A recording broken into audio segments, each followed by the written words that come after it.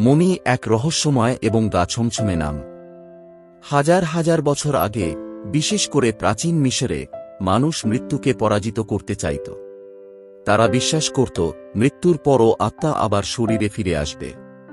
তাই মৃতদেহকে বিশেষ এক পদ্ধতিতে সংরক্ষণ করত, যাতে দেহ পচে না যায়, অমর হয়ে থাকে। মিশরীয় পুরোহিতরা দেহ থেকে অন্ত্র, পাকস্থলী আর হৃৎপিণ্ড বের করে ফেলত। তারপর সেই মৃতদেহকে ন্যাট্রন নামের এক ধরনের ভয়ঙ্কর লবণে চুবিয়ে দিনের পর দিন শুকিয়ে ফেলত। শেষে সাদা কাপড়ে পেঁচিয়ে এক অন্ধকার কফিনে বন্দী করা হতো। শত শত বছর কেটে গেলেও সেই মমিগুলো আজও অক্ষত, যেন ঘুমিয়ে আছে, আবার কখনো জেগে উঠবে।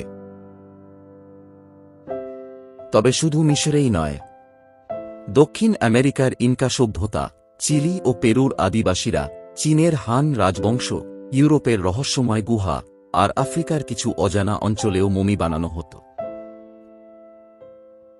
প্রতিটি জায়গায় মমির তৈরি পদ্ধতি ছিল ভিন্ন।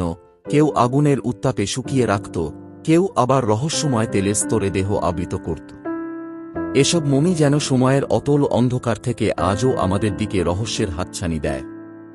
সবচেয়ে ভয়াল আর বিখ্যাত মমিরা জন্ম নিয়েছে মিশরের প্রাচীন বালুর রাজ্যে, যেখানে প্রতিটি কবরের নিচে ঘুমিয়ে আছে শত শত বছরের অমর আতঙ্ক।